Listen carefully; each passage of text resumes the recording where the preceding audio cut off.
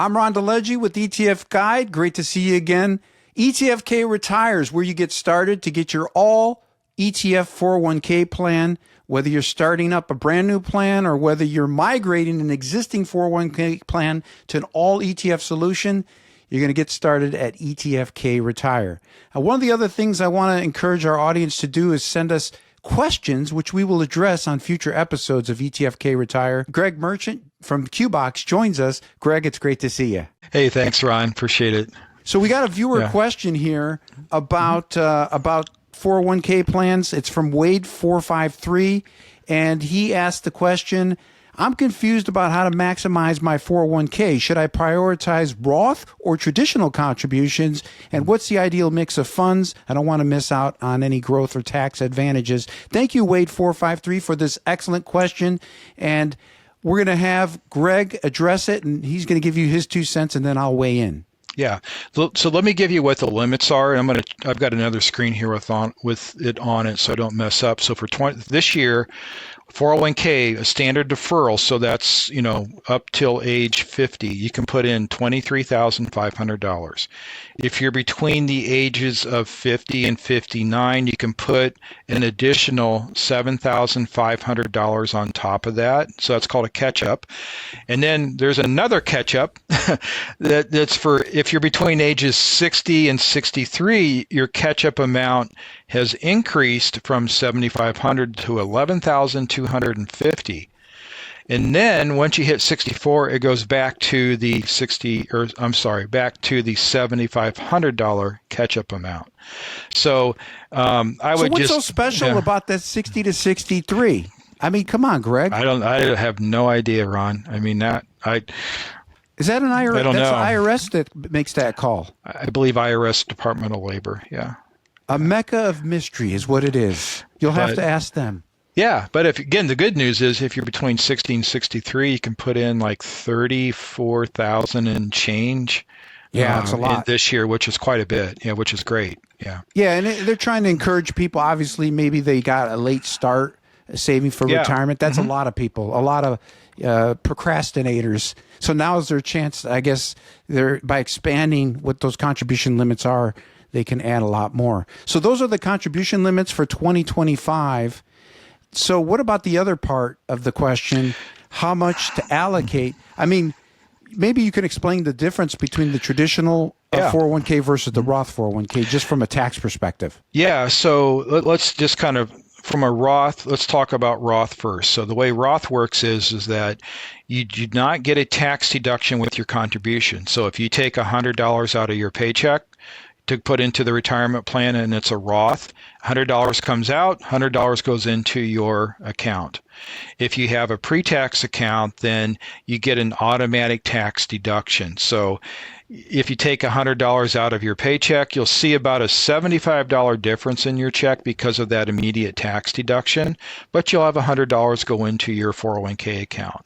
Now, the difference is that when you go to take the money out, with a Roth, you don't owe any taxes, once you've hit 59 and a half on those distributions, but with the pre-tax, then you have to pay tax on those amounts that are taken out.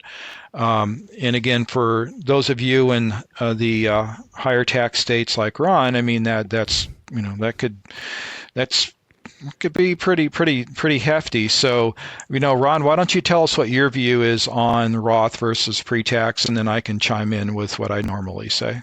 Yeah, well, I like to remind people about history. I want to know where we're at in the time and at this particular moment in terms of U.S. income tax history. And if we look at history, and I've got a chart here that shows you the historical tax return or income tax rates. Right now, the top rate is 37%. Well, how does that compare to history? Well, if we go back, for example, to the 70s, for most of that decade, the top tax rate was we're talking marginal tax rate, was 70%. So think about that. Anyone at that time earning over $200,000 of income, any dollar amount over that was taxed at a 70% federal income tax rate. So how does that compare to today? The top rate is 37%. Well, I'd say we're at a discount. So when we compare it to history, if we go back even before the 70s, it was much higher. In the late 40s, it was as high as 94%. So I think understanding history, that today tax rates compared to history here in the U.S. are artificially low. The other issue is, where are we at in terms of the government and stability, in terms of spending, in terms of debt? And, one of the former comptroller generals of the U.S. government and author of Come Back America, a great book, David M. Walker, he's written about this ever since he retired from his position as a U.S. comptroller. But he said, listen, tax rates are the lowest they're ever going to be in our lifetime, and they're going to go up, and they're going to go up significantly. And so I think from a retirement standpoint and positioning money, Roth 401k versus traditional 401k, if tax rates are going to be higher in the future, which I believe they're going to be, because the government's current debt is unsustainable. The current runaway spending combined with the runaway debt it's unsustainable. And so there's no way out of this. You can't spend your way out of debt. You can't borrow your way out of debt. The government only has two choices. You either cut spending and increase revenue, one or the other, or some combination of both.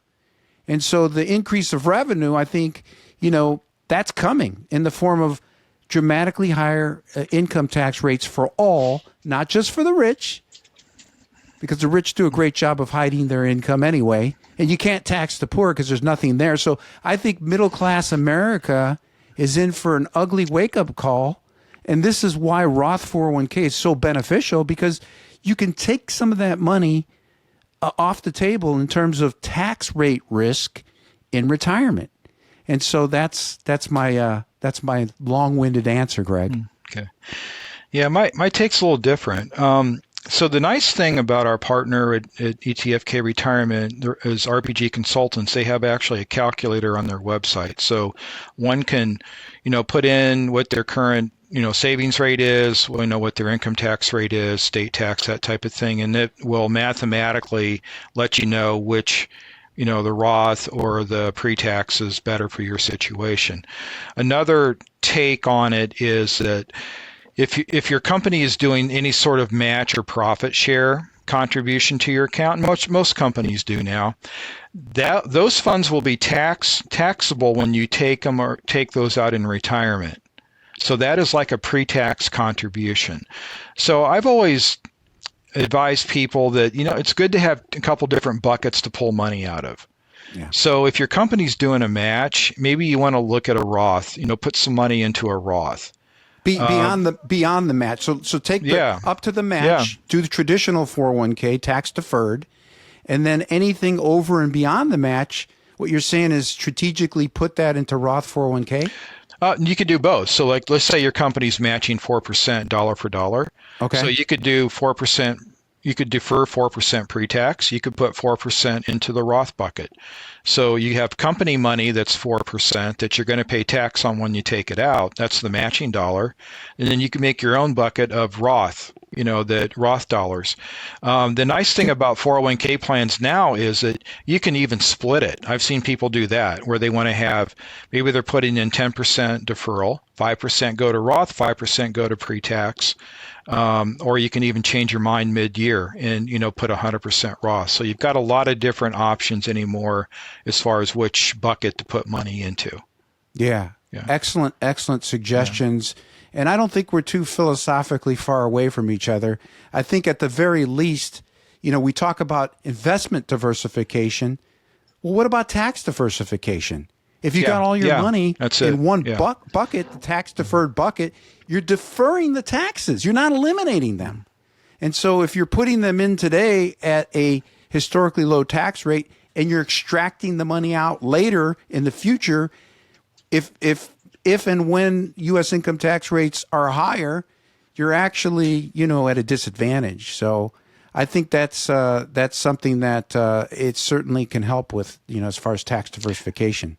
Yeah, because you want to create options for yourself, and that's what you're doing. Again, we don't know which bucket's going to be the best in your situation when you get ready to retire, but by creating that option for you today, with 20 or 30 years to go, now you've got a significant. Again, I used the bucket analogy. You got a significant bucket of money that you can pull from, based on where you live at, what your tax situation is. You know.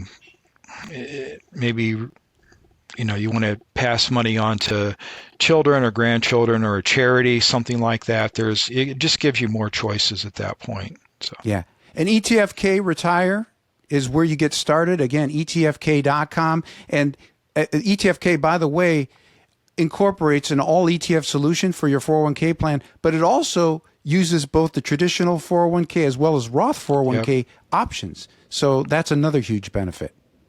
Absolutely. Yeah.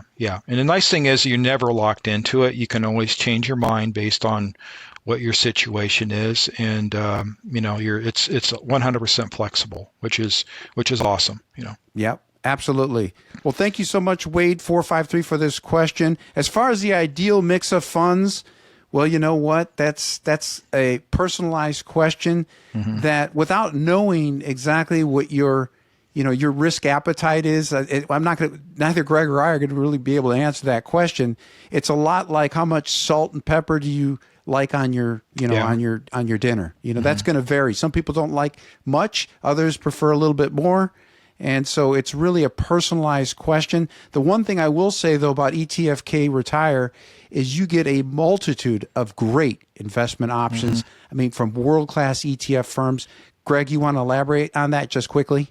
Yeah, so the way we designed the lineup is that we're giving you options in all the major asset classes, so you can create a customized portfolio based on what your risk tolerance is. So if you're conservative, we have an option for that.